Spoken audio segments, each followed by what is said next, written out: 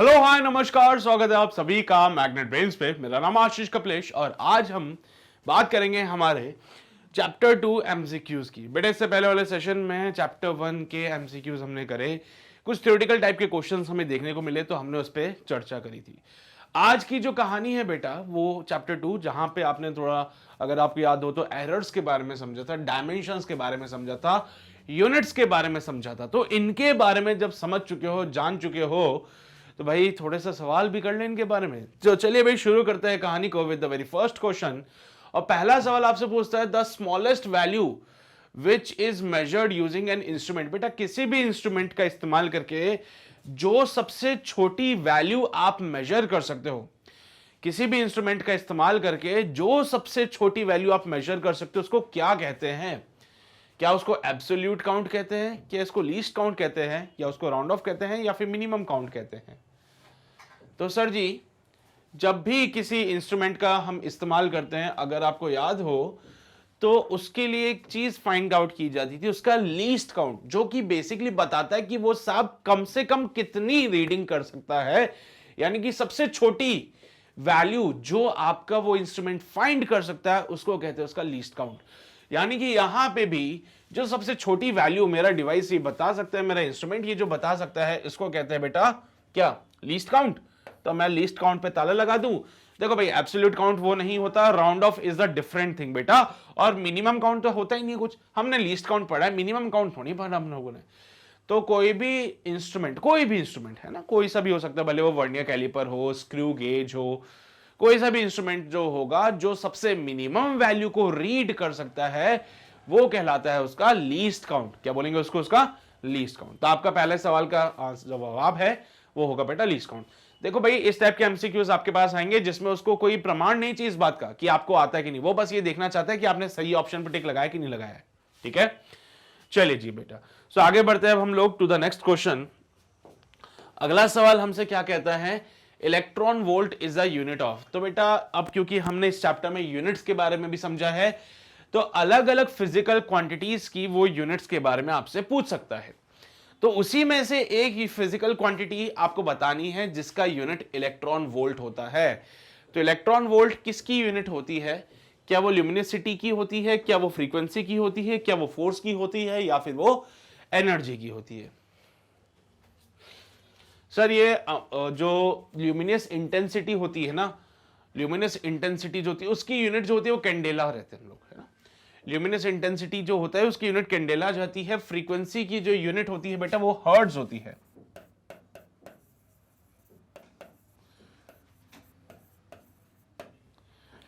Force की जो unit होती है बेटा वो न्यूटन लेते हैं हम लोग। मैं SI यूनिट्स की बात कर रहा हूं यहां पे। और इसके अलावा देखो, फोर्स की यूनिट होगी न्यूटन, जिसको केजी मीटर पर सेकंड भी कहते हैं हम लोग। ऐसे के कन्वर्जन्स भी आते हैं। हर्ट्ज को बेटा 1/सेकंड भी कह सकते हैं। ठीक है, हर्ट्ज को 1/सेकंड भी बोलते हैं। बट प्लीज, ल्यूमिनोसिटी के लिए कैंडेला ही यूज किया जाता है, just because of the reason it is a fundamental quantity. तो इसकी यूनिट जो है बेटा वो फंडामेंटल यूनिट है। ठीक है, ल्यूमिनस इंटेंसिटी की जो यूनिट होती है वो कैंडेला होती है, और वो इसकी फंडामेंटल यूनिट है, उसको कन्वर्ट मत करना। हर्ट्ज यानी कि frequency, it is a derived quantity. तो इसकी जो ये यूनिट हर्ट्ज है, it is also derived unit बेटा। तो मैंने इसको फंडामेंटल यूनिट में कन्वर्ट कर दिया सेकंड्स में। फोर्स की unit, force is a derived quantity, तो इसकी unit Newton is also derived in unit बेटा। इसको भी मैंने फंडामेंटल यूनिट्स में कन्वर्ट किया। केजी फंडामेंटल यूनिट है सब मास के लिए, मीटर फंडामेंटल यूनिट है लेंथ के लिए, सेकंड फंडामेंटल यूनिट है टाइम के लिए। इसके अलावा एनर्जी आती है बेटा। एनर्जी को कहते हैं जूल। एनर्जी को कहते हैं जूल। और ये जो जूल होता है ना बेटा, it can be also written as like KG metre square per second. इसको कैसे लिख सकते हो? KG metre square per second. ठीक है, तो कैसे आता है? हाफ mv स्क्वायर वाला फॉर्मूला आपको पता होगा। mv स्क्वायर, अच्छा सॉरी, सेकंड स्क्वायर भी आता है ना नीचे। हाँ, कुछ तो फोर्स तो ठीक है। तो इट्स फोर्स, यहाँ पे भी सेकंड लगाना भूल गया मैं, अरे यार चलो ठीक है, अब ठीक है। हाँ, सो इट्स केजी मीटर पर सेकंड स्क्वायर, यहाँ पे KG metre square per second square होता है। लेकिन सर ऐसी बात तो हुई नहीं उसने पूछा इलेक्ट्रॉन वोल्ट किसकी यूनिट होती है। तो बेटा जी ध्यान रखने वाली बातें हैं कि जो इलेक्ट्रॉन वोल्ट होता है it's a unit of energy बेटा।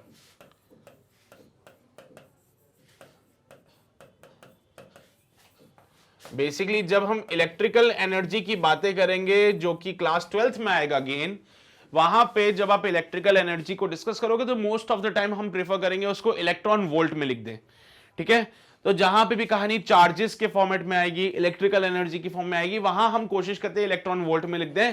बेटा जी कन्वर्जन होता है 1 इलेक्ट्रॉन वोल्ट। इलेक्ट्रॉन वोल्ट को लिखने का तरीका ईवी इज इक्वल्स टू होता है 1.6 इंटू 10 की पावर माइनस 19 जूल। ये कन्वर्जन फैक्टर होता है। जूल को आप KG metre square per second square लिख सकते हो, तो इट इज 1.6 10 की power minus 19 KG metre square per second square आप लिख सकते हो 1 ईवी को। तो देखा आपने फिर से कन्वर्जन कर दिया इन द फंडामेंटल यूनिट्स, ठीक है। तो कन्वर्जन फैक्टर्स भी आपको पता होने चाहिए, ठीक है। क्लियर है की बातें, छाप लीजिए, आपके ज्ञान के लिए है सारी बातें। हुआ क्या बेटा नोट? बढ़ सकते हैं आगे हम लोग। चलिए जी आगे बढ़ते हैं अगले सवाल की ओर। Joule second is the unit of. बेटा जूल सेकंड किसका यूनिट होगा? जूल सेकंड किसका यूनिट हो सकता है?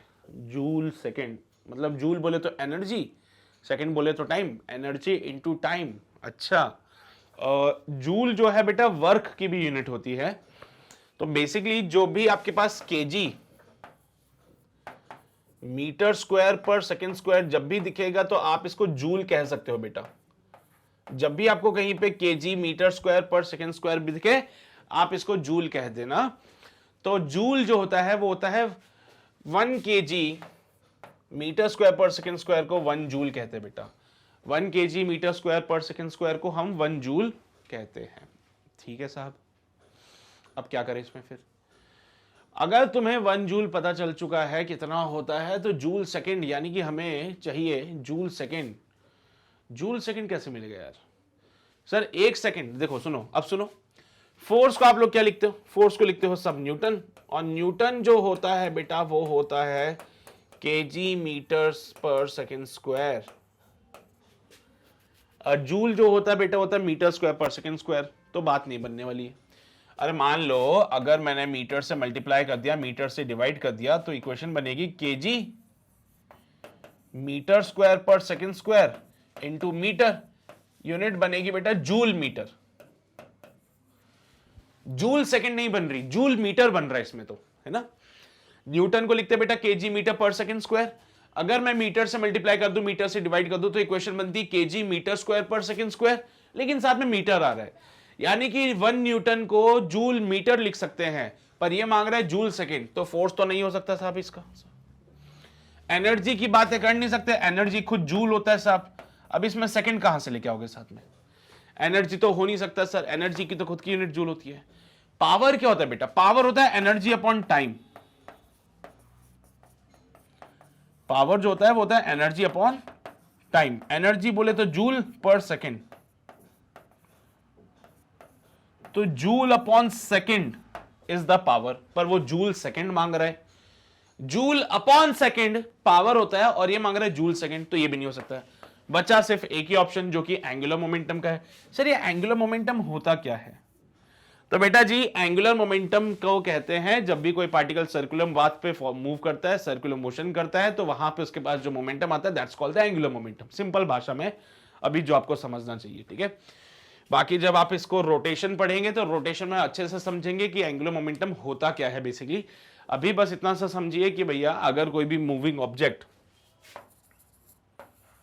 सीधा सीधा चल रहा है तो उसके पास आता है बेटा linear momentum which is given bye mv। अगर कोई ऑब्जेक्ट सीधा सीधा चल रहा है उसके पास आता है लीनियर मोमेंटम जो कि mv होता है। अगर कोई ऑब्जेक्ट सर्कुलर पाथ फॉलो कर रहा है तो क्या होगा? वो ऐसे मूव करेगा v वेलोसिटी से, ये इसका r हो जाएगा। इस केस में डिफाइन किया जाता है बेटा इसका angular momentum which is given bye l which is mvr। जब वो सीधा सीधा चलेगा तो इसका लीनियर मोमेंटम डिफाइंड होता है which is given bye mv। जब ऐसे सर्कुलर पाथ फॉलो करते हैं, यानी कि बॉडी जब रोटेट करती है, तो उसके टाइम पे हम यहां पे डिफाइन करते हैं उसका एंगुलर मोमेंटम, जो कि होता है बेटा mvr वाले फॉर्मूले से यूज। तो according to the angular momentum L बराबर mvr होता है। चलिए भाई इसकी यूनिट की बातें कर लेते हैं। m बोले तो मास, v बोले तो स्पीड, r बोले तो डिस्टेंस। तो हो जाएगा मास की जगह केजी, स्पीड की जो हो जाएगा मीटर पर सेकेंड, और यहां पे डिस्टेंस है तो मीटर साथ में आ जाएगा। Sir KG metre square per second बन रही है, क्या बन रहेगा बेटा ये KG metre square per second. अब अगर जैसे यहां पे मास से मल्टीप्लाई और मास से डिवाइड किया था, अगर वहां पे भी सेकंड से मल्टीप्लाई कर दिया जाए और सेकंड से डिवाइड कर दिया जाए तो शायद बात बन जाए। जैसे यहां पे मास से मल्टीप्लाई मास से डिवाइड किया था, वैसे मैंने सेकंड से मल्टीप्लाई सेकंड से डिवाइड किया, तो आपकी इक्वेशन बन जाएगी KG metre square per second square dot second. और KG metre square per second square को जूल कहते हैं, यानी कि यहां पे ये बन सकता है जूल सेकंड। क्या बन सकता है बेटा ये जूल सेकंड बन सकता है। तो जूल सेकंड किसकी यूनिट होगी बेटा हमारे पास, एंगुलर मोमेंटम की यूनिट होगी। जूल सेकंड किसकी यूनिट होगी, एंगुलर मोमेंटम की होगी। बस खत्म बात, ये आपको पता होना चाहिए। नोट किया सबने, समझते हो अच्छे से, बढ़ सकते हैं आगे। चलिए आगे बढ़ते हैं बेटा जी to the next question. Farad per metre is the unit of. बेटा फैरेड पर मीटर किसकी यूनिट होती है? सर ये फैरेड किसकी यूनिट होती है यही नहीं पता मैं तो अच्छा फैरेड किसकी यूनिट होगी ये नहीं पता अभी, तो आप फैरेड पर मीटर पूछ रहे हो। अच्छा सुनो, मैं आपको बताता हूं, जब आप आगे चलोगे यानी कि जब आप क्लास 12th में होगे तो वहां पे एक टॉपिक पढ़ोगे कैपेसिटर। अब कैपेसिटर क्या होता है, तो तुमने देखा होगा हमारे पंखे में, कूलर में एक ऐसा गोल गोल सा डिवाइस, सिलेंड्रिकल शेप का एक डिवाइस लगा होता है जिसमें से ऐसी दो तारें बाहर निकली होती है। अरे कंडेंसर, वही तो कैपेसिटर है। हाँ, इस कैपेसिटर के बारे में समझेंगे हम क्लास 12th में। तो बेटा जी इस कैपेसिटर की कैपेसिटी को नापते हैं फैरेड में। क्या बोले, इस कैपेसिटर का काम क्या होता है कि सर ये इलेक्ट्रिकल एनर्जी, जो भी बोल रहा था ना इलेक्ट्रॉन वोल्ट, हाँ वो इलेक्ट्रिकल एनर्जी को स्टोर करता है और जब भी जरूरत होती है तो उसको एक बार सप्लाई करता है। तुम्हारे पंखे में भी होता है भैया, पंखा जब बहुत ज्यादा कट कट कट करने लगता है तो एक बार के लिए पंखा धीरे चलता है, सॉरी जब पंखा बहुत धीरे धीरे चलता है तो तुम्हारा इलेक्ट्रिशियन आके बोलता होगा भैया इसका कंडेंसर बदल दो, सही हो जाएगा। फिर तुम मार्केट से एक ऐसे कंडेंसर लेके आते हो, बदलते तो पंखा सही चलने लग जाता है। तो बेसिकली होता क्या है कि जब कोई ऑब्जेक्ट रेस्ट पे होता है ना तो उसको उठा के काम कराने में थोड़ा सा एक्स्ट्रा एफर्ट चाहिए। जैसे तुम लोग सो रहे हो तो तुम्हें एकदम से नहीं बोल सकते कि उठो पढ़ाई करो, पहले तुम्हें जगाना पड़ता है, अरे उठ जा सुबह हो गई है पढ़ ले। तो क्या होता है, एक्स्ट्रा एफर्ट चाहिए। तो वैसे ही जब पंखे को आप स्विच ऑन करते हो तो पंखे को स्टार्ट करने के लिए कुछ एक्स्ट्रा एनर्जी चाहिए, क्योंकि जो इलेक्ट्रिकल एनर्जी करंट से आती है वो इतनी सफिशिएंट नहीं है कि उसको जगाए पहले। हाँ, वो इलेक्ट्रिकल एनर्जी इतनी होती है कि वो पंखे को चला सकती है, लेकिन उसको उठाना है, पंखा रेस्ट पे है, उसको मूव कराना है, कुछ एक्स्ट्रा एनर्जी चलती है ना। अगर तुम लोग जग रहे हो, तुम लोग नॉर्मली अपना काम कर रहे हो और मैं बोलूं कि पढ़ाई कर लो, तो मुझे कोई एक्स्ट्रा एफर्ट नहीं लगाना, मैं बस तुम्हें बोलूंगा कि पढ़ाई कर लो। लेकिन तुम लोग सो रहे हो तो मैं पहले जगाने के लिए एक्स्ट्रा एफर्ट चाहिए। तो बेटा वो जगाने के लिए एक्स्ट्रा एफर्ट कौन प्रोवाइड कराता है, इलेक्ट्रिकल डिवाइसेस को, ये कंडेंसर। ठीक है, इस कैपेसिटर की एक कैपेसिटी होती है, जैसे कि हमारी मम्मियों की कैपेसिटी होती है कि भैया तुम्हें मार के पीट के वो जगा देते हैं, तो इसकी भी कैपेसिटी होती है जिससे कि वो क्या करता है, एनर्जी को सप्लाई करता है। उस कैपेसिटी को हम फैरेड में मेजर करते हैं बेटा। ठीक है, और मैं आपको फॉर्मूला बता देता हूं, चिंता मत करो, आगे चल के आप पढ़ोगे पैरेलल प्लेट कैपेसिटर्स के बारे में। वैसे तो मैं आपको सही बात बताऊं, अलग अलग टाइप के कैपेसिटर्स होते हैं जिनके बारे में हम डिस्कस करते हैं, लेकिन जो सबसे ज्यादा डिस्कशन क्लास 12th में होगा वो होता है पैरेलल प्लेट कैपेसिटर। अब पैरेलल प्लेट कैपेसिटर क्या हो, मैं फॉर्मूला अगर आपको बता दूं तो कैपेसिटेंस को कैपिटल सी से लिखते हैं, ये होता है epsilon naught A upon D. A होता है बेटा एरिया, डी होता है डिस्टेंस, सी होती है कैपेसिटी और ये होता है परमिटिविटी।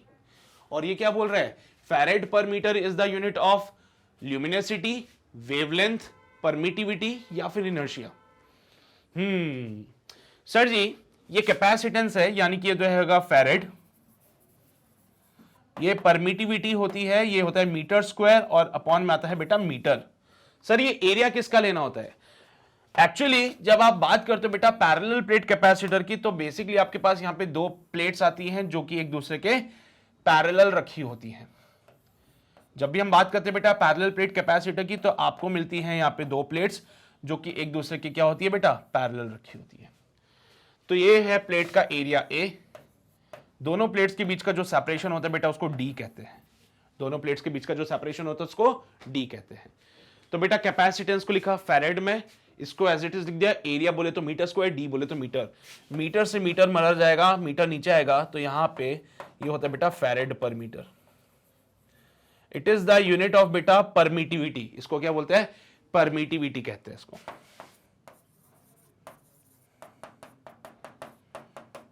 इसको हम बोलेंगे परमिटिविटी। देखो भाई इतने डिटेल में समझाने का मकसद सिर्फ यही है क्योंकि क्लास 12th का पार्ट है, वहां पे पढ़ोगे, वहां पे तो बस तुम आंखें बंद करके मतलब नींद से जगा के भी पूछ दो ना कि भैया फैरेड किसकी यूनिट है, तो तुम बता दोगे कि कैपेसिटेंस की वो, ठीक है। तो फैरेड पर मीटर किसकी यूनिट होती है बेटा, परमिटिविटी की होती है। ल्यूमिनिसिटी की तुम्हें पता है कैंडेला हम यूज करते हैं, स्पेलिंग चेक कर लेना यार, हो सकता है कभी मैं गलत लिख दूं। वेवलेंथ को बेटा मीटर में लिखते हैं हम लोग। और इनर्शिया का जो फॉर्मूला होता है ना, सही बात बताऊं, इनर्शिया का फॉर्मूला क्या होता है सर इनर्शिया तो प्रॉपर्टी है ना उसका फॉर्मूला थोड़ी होता है। इनर्शिया बेसिकली प्रॉपर्टी है, it is the measure and mass is the measure of the inertia, है ना। तो इनर्शिया के लिए कोई फॉर्मूला थोड़ी पढ़ा तुम लोगों ने। Moment of inertia is a different thing, rotation में मोमेंट ऑफ इनर्शिया आता है, दैट्स अ डिफरेंट थिंग। अगर मोमेंट ऑफ इनर्शिया लिखा होता तो मैं कंसीडर करता, लेकिन इसने सिर्फ इनर्शिया लिखा है।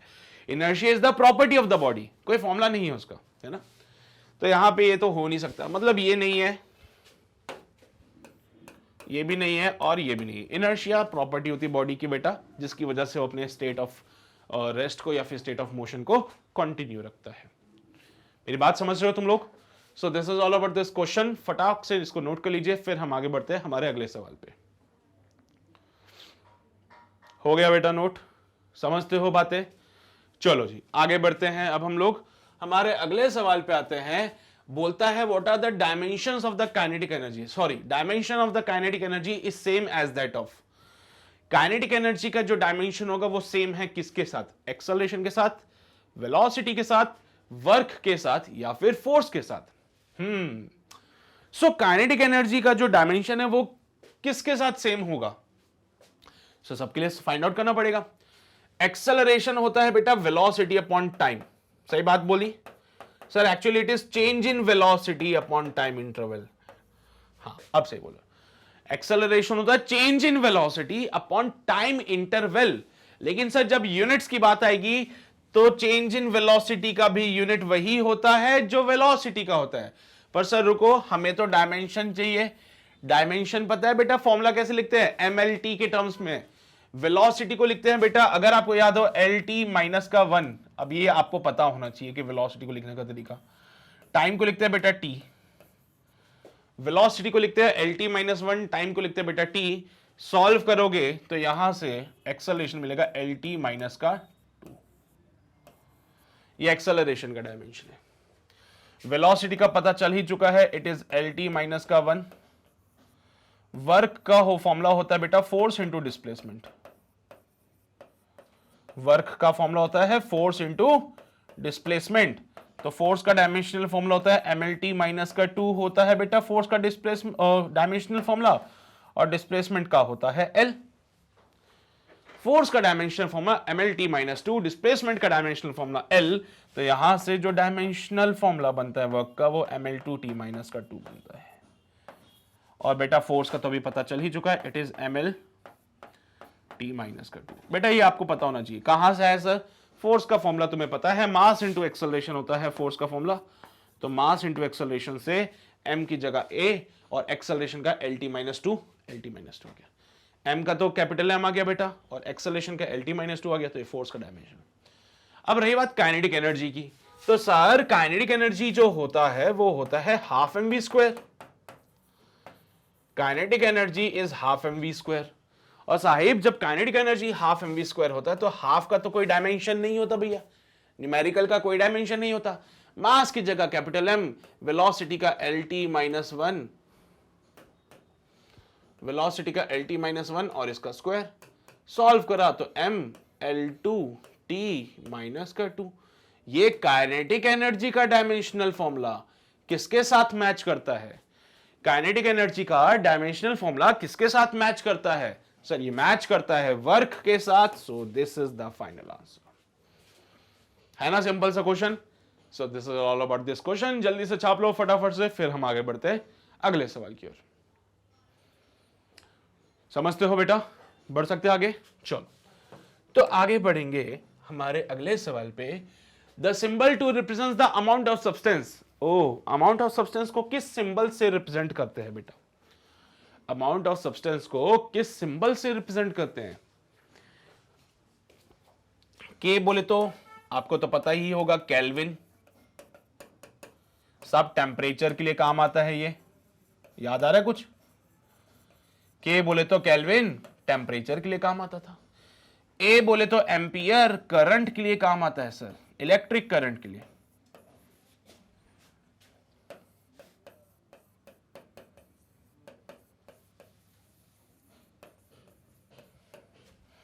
सीडी बोले तो कैंडेला,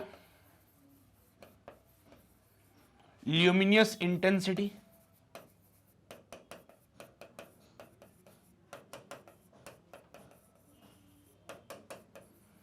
और ये होता है बेटा मोल, अमाउंट ऑफ सब्सटेंस के लिए। तो अब आप बताओ अमाउंट ऑफ सब्सटेंस के लिए किसको यूज किया जाता है? सब मोल को यूज किया जाता है। It is one of the 7 fundamental quantity.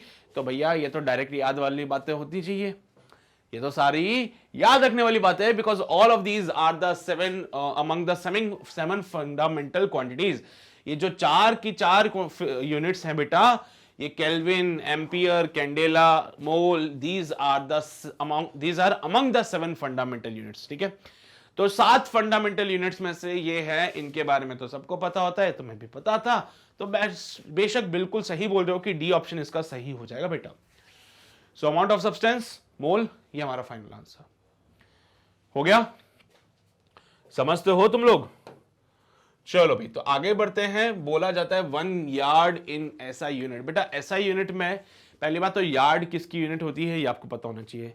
Yard किसके लिए हम यूज करते हैं, किसको मेजर करते हैं यार्ड्स में? तो बेटा पहली चीज तो लेंथ के लिए यहां डिफाइन किया जाएगा यार्ड को। तो ये यार्ड जो है किसके लिए हम यूज करते हैं? लेंथ के लिए। और वो पूछ रहा है लेंथ का एसआई यूनिट क्या होता है? तो लेंथ का एसआई यूनिट जो है सर वो होता है मीटर।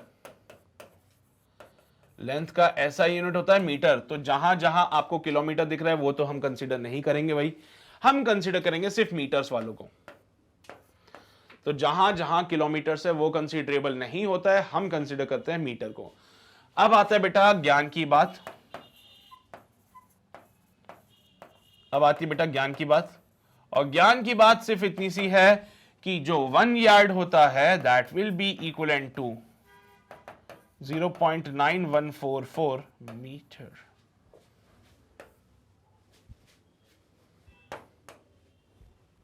ये ज्ञान की बात है, नॉलेज है भैया, याद हो जाए तो अच्छी बात है ना? क्लियर रहेगी बातें सभी को अच्छे से? चलो भाई आगे बढ़ते हैं फिर अगले सवाल पे। आगे बढ़ेंगे to the next question. Question कहता है 1 पिको फैराड। अब फैराड फिर से आगे बेटा, farad is the unit for, किसकी यूनिट होती है फैराड? अभी तो डिस्कस किया था हमने, कैपेसिटेंस की होती है सर। बहुत बढ़िया। लेकिन इस बार वो यूनिट के बारे में नहीं पूछ रहा है, वो आपसे कन्वर्जन फैक्टर पूछ रहा है। बोलता है 1 पिको फैराड कितने फैराड के बराबर होगा? बेटा 1 पिको फैराड को ऐसे लिखते हैं, 1 pico farad is equals to dash farad. Conversion बताना है आपको। तो एक पिको फैराड कितने फैराड के बराबर होता है? क्या वो 10 की पावर -12 है, 10 की पावर -24 है, 10 की पावर -8 है, या फिर 10 की पावर -6 है? तो बेटा जी अगर आपको याद है, आपको पता है तो बहुत बढ़िया। पीको का मतलब होता है 10 की पावर -12। पीको जो लिखा हुआ है बेटा, पीको का मतलब होता है 10 की पावर -12। तो पीको जो होता है वो 10 की पावर -12 होता है बेटा, पता रहना चाहिए बात। ठीक है, तो इसका ऑप्शन ए बिल्कुल सही आ जाएगा। उम्मीद करता हूं बात आपको समझ आ रही होगी। ये सारी बातें देखो आपको पता होनी चाहिए, नॉलेज पॉइंट ऑफ व्यू से है। ऐसा नहीं कि इनको क्या कोई डेराइव करने बैठोगे, नहीं, आपको कुछ एक चीजें पता होनी चाहिए। जैसे आपको माइक्रो के बारे में पता होना चाहिए। माइक्रो कितना होता है बेटा, एक माइक्रो जो होता है म्यू से रिप्रेजेंट करूंगा इसको मैं, 10 की पावर -6 होता है वो। मिली होता है 10 की पावर -3।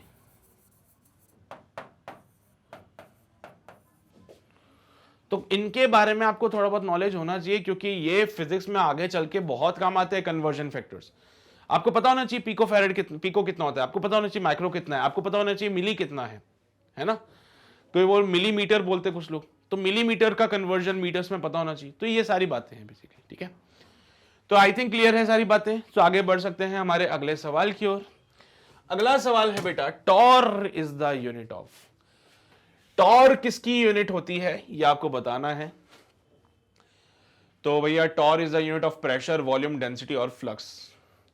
सर ये वॉल्यूम तो मीटर क्यूब होता है ना, वॉल्यूम तो मीटर क्यूब होता है। डेंसिटी क्या होता है बेटा, density equals to mass upon volume, तो ये तो होता है केजी पर मीटर क्यूब, ये डेंसिटी हो गया। फ्लक्स एक्चुअली कुछ अलग चीजें होती है बेटा। फ्लक्स जो है यहां पे डिफाइन करता है फील्ड लाइन से। ये अगेन क्लास 12th का टॉपिक है बेटा। यहां पे फ्लक्स दो प्रकार की होती है, एक होती है मैग्नेटिक फ्लक्स, एक होती है इलेक्ट्रिक फ्लक्स, है ना। तो जब हम बात करते हैं इलेक्ट्रिक फ्लक्स की, तो उसका फॉर्मूला अलग बनता है। पहली बात तो फ्लक्स को हम डिनोट करते हैं बेटा फाई से। तो अगर मैं इलेक्ट्रिक फ्लक्स की बात करता हूं तो फाई ई से डिनोट करेंगे, it is given by A into A. एक होता है बेटा मैग्नेटिक फ्लक्स, मैग्नेटिक फ्लक्स को लिखते हैं बेटा बी इंटू ए। तो अलग अलग कन्वर्जन है बेटा। यहां पे इसका यूनिट बनेगा न्यूटन पर कूलम डॉट मीटर स्क्वायर, ये बनेगा बेटा टेस्ला मीटर स्क्वायर। तो इसकी अलग अलग यूनिट्स होती है, पर उसका टॉर से कोई रिलेशन नहीं है ना।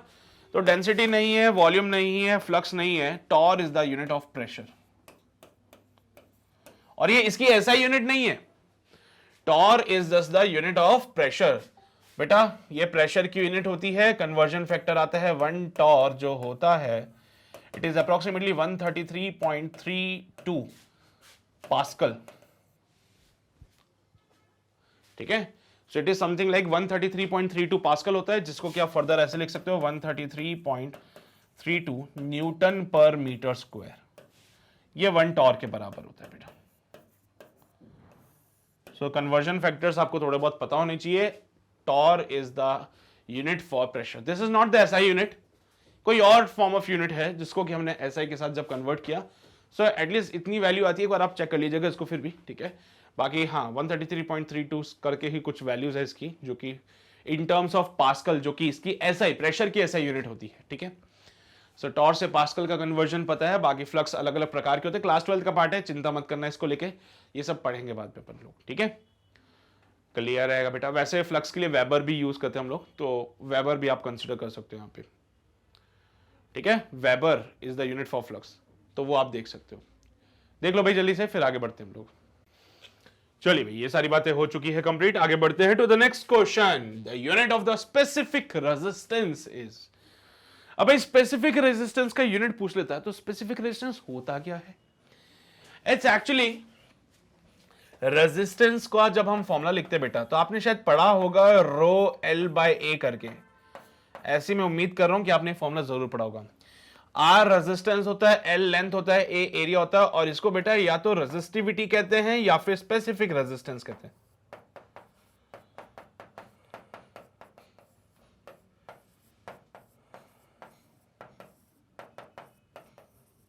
या तो आप इसको रेजिस्टिविटी कहोगे या फिर स्पेसिफिक रेजिस्टेंस कहोगे इसको, ठीक है। तो यूनिट क्या रहेगी स्पेसिफिक रेजिस्टेंस की, ये हमें बताना है। तो आप भी समझदार, हम भी समझदार, हम बखूबी जानते हैं कि रेजिस्टेंस को हम ओम में लिखते हैं। तो it is ohm is equals to resistivity into metre upon metre का स्क्वायर। भैया मीटर से मीटर मर जाएगा, so you are left with metre से एक मीटर मर गया, यानी कि ohm is equals to resistivity divide by metre, यानी कि जो रेजिस्टिविटी आएगा it is ohm metre, ohm metre. तो स्पेसिफिक रेजिस्टेंस की जो यूनिट बनेगी बेटा वो कितनी बनेगी? ओम मीटर बनेगी। ये हमारा क्वेश्चन कंप्लीट हो चुका है। समझते हो बात को? बढ़िया चल रही कहानी, पक्का? चलो सो आगे बढ़ते हैं बेटा। अगला सवाल, unit of the magnetic moment. Magnetic moment का यूनिट क्या होता है? क्या ये एम्पियर मीटर है, क्या ये वेबर मीटर स्क्वायर है, क्या ये एम्पियर मीटर है, या फिर वेबर पर मीटर है ना? तो भाई यहां पे ये मैग्नेटिक मोमेंट कहां देखने को मिलता है? जब आप मैग्नेटिज्म पढ़ते हो बेटा, है ना? तो अगर एक करंट कैरिंग कंडक्टर है, हमारे पास एक करंट कैरिंग वायर है जो कि सर्कुलर शेप में बेटा, मान लीजिए उसमें आई करंट जा रहा है और इसका जो क्रॉस सेक्शनल एरिया, ये जो एरिया दिख रहा है बेटा, ये आपको ए दिख रहा है, ठीक है? एक करंट कैरिंग लूप है, एक करंट कैरिंग कॉइल है जिसमें आई करंट जा रहा है, और इसका ये जो एरिया आपको नजर आ रहा है, जो एरिया इसने एनक्लोज कर रखा है, वो ए है। So in this scenario, the magnetic moment is given by beta I into A. Magnetic moment is given by I into A.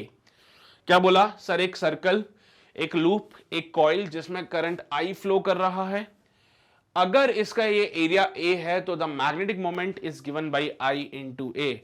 ठीक है, आगे चल के आप क्लास 12th में इन सब चीजों के बारे में बहुत अच्छे से पढ़ोगे बेटा, डाइपोल मोमेंट, मैग्नेटिक मोमेंट, ये सब कुछ बहुत बखूबी आप समझेंगे। पर अभी फिलहाल के लिए इतना सा समझ लीजिए कि it is given bye I into A। अगर इसमें सिंगल टर्न है तो I into A है, अगर मान लीजिए n नंबर ऑफ टर्न्स आते हैं तो NIA वाला फॉर्मूला बन जाता है इसमें, ठीक है? ये कहलाता है बेटा मैग्नेटिक मोमेंट।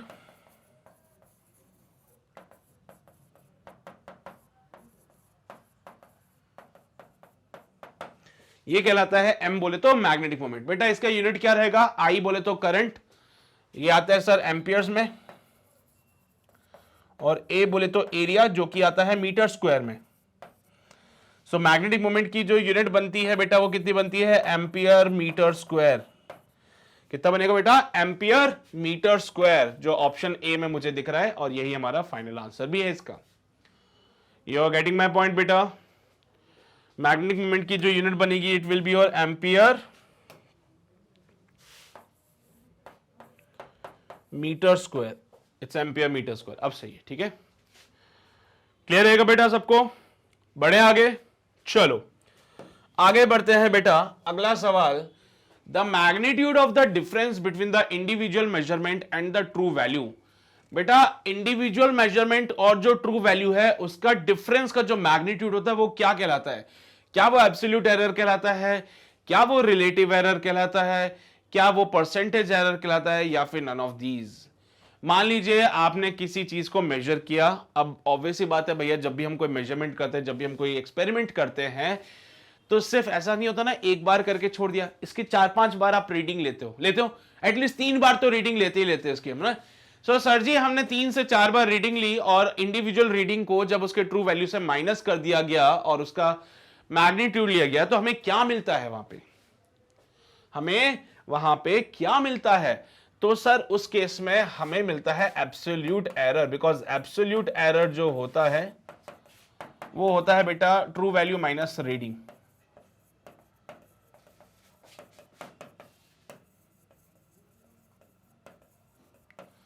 अब मॉड इसलिए लगा रहा हूं बेटा कि कभी कभार होता है कि ट्रू वैल्यू बड़ी हो जाए, मेजर्ड वैल्यू कम आ जाए, कभी कभार ऐसा होता है कि मेजर्ड वैल्यू ट्रू वैल्यू से ज्यादा जाए। भैया एरर है, एरर तो कैसे भी हो सकता है मैं ज्यादा कैलकुलेट कर रहा हूं, हो सकता है मेरी वैल्यू कम आ रही हो, इसलिए मॉड लगाया सो दैट हमें पॉजिटिव चीजें मिले, है ना?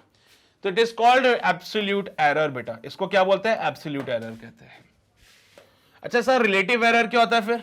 तो रिलेटिव एरर का भी ज्ञान ले लो थोड़ा सा। रिलेटिव एरर बेसिकली ये जो डिफरेंस आ रहा है ना, तो ये difference divided by true value, this difference, मान लीजिए ट्रू वैल्यू है x और मेजर्ड वैल्यू है x डैश, तो आपका एब्सोल्यूट एरर कितना हो जाएगा बेटा इस केस में? Delta x। मान लीजिए ट्रू वैल्यू है x, मेजर्ड वैल्यू है x डैश, तो x माइनस x डैश करने से डेल्टा x आया, तो रिलेटिव एरर कहलाता है बेटा delta x divided by x। ये क्या कहलाता है? Relative error. ट्रू वैल्यू यानी कि जो उसकी एक्चुअल वैल्यू है, तो यहां पे रिलेटिव एरर जो भी आपके पास आया डिवाइड बाय उसकी ट्रू वैल्यू, ये रिलेटिव एरर होता है। परसेंटेज एरर इसमें आप 100 से मल्टीप्लाई करोगे तो परसेंटेज एरर आ जाएगा। तो यहां पे उसने क्या पूछा था? सिर्फ और सिर्फ difference between the individual and the true value, that gives you the absolute error बेटा। ठीक है, क्लियर है ये बात सबको? परसेंटेज एरर कैसे निकालते हैं, रिलेटिव एरर कैसे निकालते हैं, एब्सोल्यूट एरर कैसे निकालते हैं, मॉड लगाया है सो दैट हमें पॉजिटिव वैल्यू ही मिले सिर्फ इसकी। ठीक है, क्लियर है ये बातें सबको? पक्का? चलो बहुत बढ़िया, बहुत ही शानदार। आगे बढ़ते हैं हमारे अगले सवाल की ओर। बोलता है बेटा systematic errors can be. Systematic errors के बारे में तो सुना ही होगा। याद है एक ऐसा प्रकार का एरर था जो कि सर एक्सटर्नल कंडीशंस की वजह से, जैसे टेम्परेचर के इफेक्ट की वजह से, या फिर हम एक ही गलती को, एरर को बार बार रिपीट कर रहे थे, तो एक ही डायरेक्शन में जो एरर चलती हैं उनको सिस्टमैटिक एरर कहते थे। एक टाइप की एरर ऐसी होती है कि सर एक बार मैंने मेजरमेंट किया तो ट्रू वैल्यू से ज्यादा वैल्यू आ रही है, एक बार मैंने मेजर किया ट्रू वैल्यू से कम वैल्यू आ रही है। सिस्टमैटिक एरर्स ऐसी होती हैं कि अगर मैं एक बार ऑब्जर्वेशन करता हूं और मेरी वैल्यू अगर ज्यादा आई और मैं फिर से एक्सपेरिमेंट करता हूं, फिर से ऑब्जर्वेशन करता हूं, तो और ज्यादा वैल्यू आएगी, और ज्यादा डिफरेंस आएगा। यानी कि एक ऐसी गलती जो एक ही डायरेक्शन में चलती है। ऐसा नहीं होता कि जो ट्रू वैल्यू है उससे एक बार तो ज्यादा वैल्यू आ गई, दूसरे ऑब्जर्वेशन में ट्रू वैल्यू से कम वैल्यू आ गई। ये ऐसी गलतियां होती है जिनकी वजह से अगर आपकी रीडिंग ट्रू वैल्यू से ज्यादा आ रही है तो अगली बार उससे और ज्यादा आएगी, उससे अगली बार उससे और ज्यादा आएगी, क्योंकि आप एक ही गलती को बार बार रिपीट करोगे तो एरर बहुत ज्यादा बढ़ता जाएगा एक ही डायरेक्शन में। तो यहां पे सिस्टमैटिक एरर्स वो एरर होते हैं बेटा जो कि क्यों आते हैं बेटा, कि भैया हमने मान लीजिए गलत प्रोसेस फॉलो कर लिया। मान लो हमने गलत प्रोसेस फॉलो कर लिया, गलत इंस्ट्रूमेंट हमने प्रोसेस को फॉलो किया, या फिर कभी कभी इंस्ट्रूमेंटल फॉल्ट्स भी हो जाते हैं यहाँ पे, ठीक है। बाहर सराउंडिंग्स की वजह से, टेम्परेचर प्रेशर वेरिएशंस की वजह से भी कभी कभार ऐसी गलतियां हो जाती है। तो इनको ओवरकम करने के लिए यही होता है कि भैया आपको अपना तरीका बदलना पड़ेगा, आपको कंडीशंस को चेक करना पड़ेगा, उसके बाद जाके आप इनको ओवरकम कर सकते हो।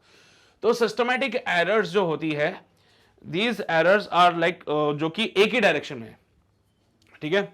So systematic error are those errors that tends to be in a one direction, in a single direction, जो कि एक सिंगल डायरेक्शन में। जैसे कि ट्रू वैल्यू है, अगर मेरी रीडिंग उससे कम आ रही है तो वो कम ही होती जाएगी। ऐसा नहीं होगा कि एक बार मेरी रीडिंग कम आ गई, एक बार ज्यादा आ गई, फिर कम आ गई, फिर ज्यादा आ गई, ऐसा नहीं होता। तो ये एक ही डायरेक्शन में जाती है बेटा, तो ये कुछ भी हो सकती है, या तो पॉजिटिव भी हो सकता है या फिर नेगेटिव भी हो सकता है। मेरी बात समझ रहे हो? एरर पॉजिटिव और नेगेटिव की कहानी किस हिसाब से डिफाइन कर रहा हूं कि सर मान लीजिए अगर मैं फॉर्मूला लिखता हूं कि एरर जो है वो true value minus measured value है। मेजर्ड वैल्यू अगर एक बार मेरी कम आ गई तो एरर पॉजिटिव होगा, अगली बार मेजर्ड वैल्यू और कम आएगी तो भी पॉजिटिव, और कम आएगी तो भी पॉजिटिव, और कम आई अगर मेजर्ड वैल्यू तो वो पॉजिटिव ही चलती जाएगी। मान लीजिए कि अगर मेरे पास जो आंसर मेजरमेंट्स आ रही है वो ट्रू वैल्यू से ज्यादा आ रहा है, तो उस केस में एरर नेगेटिव हो सकता है बेटा, क्योंकि आपने जो फॉर्मूला यूज किया उसके हिसाब से क्या है, true value minus measured value, और मेजर्ड वैल्यू अगर ट्रू वैल्यू से ज्यादा की तो आप नेगेटिव में जाओगे बेटा। तो ये जो सिस्टमैटिक एरर्स है ये एक ही डायरेक्शन में चलती है। जैसे कि अब अगर मैंने कोई वैल्यू कैलकुलेट करी और अगर मेजर्ड वैल्यू ट्रू वैल्यू से ज्यादा आ रही है, मेजर्ड वैल्यू अगर ट्रू वैल्यू से ज्यादा आ रही है तो यहां पे एरर नेगेटिव हो जाएगा, और ज्यादा आई तो और कम हो जाएगी, और ज्यादा हुई तो और ज्यादा, मतलब एक ही डायरेक्शन में चल रही है बेसिकली, ठीक है।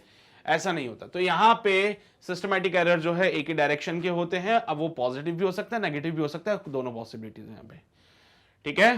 सिस्टमैटिक एरर्स के लिए कहानी क्लियर रहेगी बेटा, कैन बी पॉजिटिव और नेगेटिव, बट एक ही डायरेक्शन में चलेगी। ऐसा नहीं कि आज हमें भैया पता चल रहा है कि नेगेटिव हो रहा है, कल को पता चल रहा है पॉजिटिव हो रहा है। अगर नेगेटिव है तो नेगेटिव ही चलती रहेगी, अगर पॉजिटिव है तो पॉजिटिव ही चलती रहेगी, ठीक है। क्लियर रहेगी बेटा बातें सिस्टमैटिक एरर की।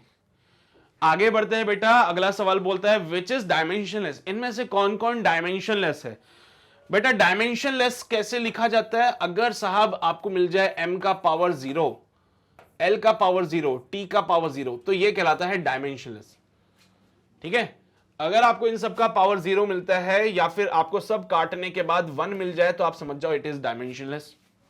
सब कुछ काटा पीटी करने के बाद अगर आपको 1 मिल गया तो आप समझ जाओ डायमेंशनलेस है। तो फोर्स अपॉन एक्सेलरेशन, क्या ये डायमेंशनलेस होगा? सर फोर्स का जो डायमेंशन होता है वो होता है ml t-2 और एक्सेलरेशन होता है lt-2। जब आपस में सॉल्व करा आंसर मिलेगा m, not dimensionless. It is not dimensionless बेटा, है ना। तो ये तो नहीं हो जाएगा। वेलोसिटी अपॉन एक्सेलरेशन, तो बेटा जी वेलोसिटी के लिए lt-1 यूज किया, एक्सेलरेशन के लिए lt-2 यूज किया हम लोगों ने। वेलोसिटी के लिए lt-1 upon acceleration lt-2, solve करने पे बेटा t मिल रहा है, तो ये भी डायमेंशनलेस नहीं होता।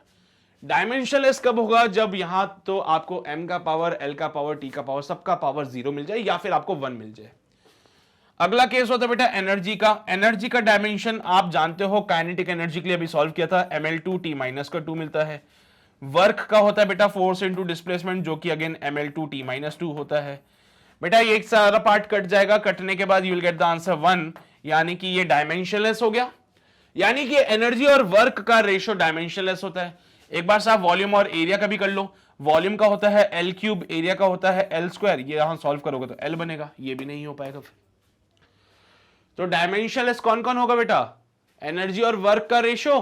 सही है, कहानी कंप्लीट हो चुकी। छाप लो यार जल्दी से इसको, समझ रहे हो मेरी बात को? पक्का? बढ़े आगे। अगला सवाल, टॉर्क का डायमेंशन क्या होता है यार? टॉर्क का डायमेंशन बताना है हमें। टॉर्क का डायमेंशन क्या होता है? Torque torque torque torque torque. पहली बार टॉर्क कैसे फाइंड आउट करें बेटा? टॉर्क को कहते हैं मोमेंट ऑफ फोर्स। टॉर्क को कहते हैं मोमेंट ऑफ फोर्स, इसको मोमेंट ऑफ फोर्स कहते हैं। जैसे कि किसी बॉडी को सीधा सीधा चलाने के लिए आपको उसको एक फोर्स लगाना पड़ता है, जैसे कि एक बॉडी को मूव कराने के लिए आपको उसके ऊपर फोर्स लगाना पड़ेगा।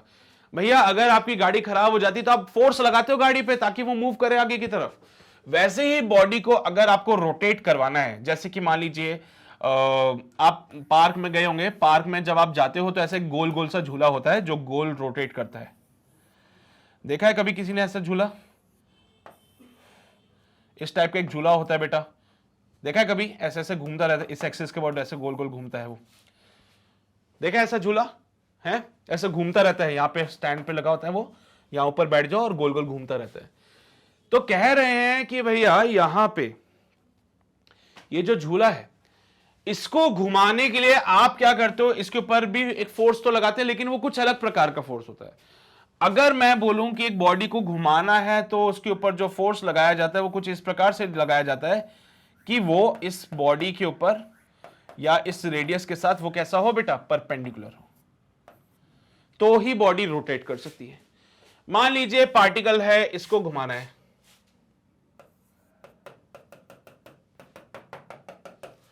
ये कोई पार्टिकल है बेटा, ये इसका आर वेक्टर हो गया। इस पार्टिकल को घुमाने के लिए क्या मैं इधर की तरफ फोर्स लगाऊं या फिर इधर की तरफ फोर्स लगाऊं? तुम समझदार हो, समझदारी वाले काम करोगे। सर एक फोर्स ये है, एक फोर्स ये है। अब तुम समझदार, तुम बताओ बॉडी को घुमाने के लिए कौन सा फोर्स काम करेगा? ऑब्वियस बात है ये वाला फोर्स काम करेगा, ये बॉडी को घुमा नहीं सकता। तो वही तो बोल रहा हूं, एक ऐसा फोर्स जो कि आर के परपेंडिकुलर है वो क्या करता है बेटा? बॉडी को घुमा देता है।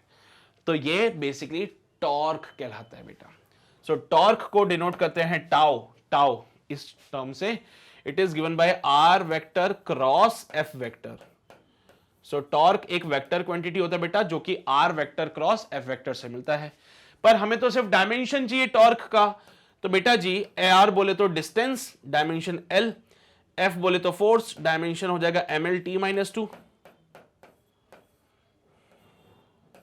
तो जब सॉल्व किया तो it comes out be ml2 t minus 2. This is the dimensional formula for the torque. So torque का dimensional formula ml2 t minus 2 होता है। टॉर्क का dimensional formula ml2 t minus 2 होता है। भाई क्या यहां तक बातें समझ आती है सबको? क्या कोई शक है इसमें?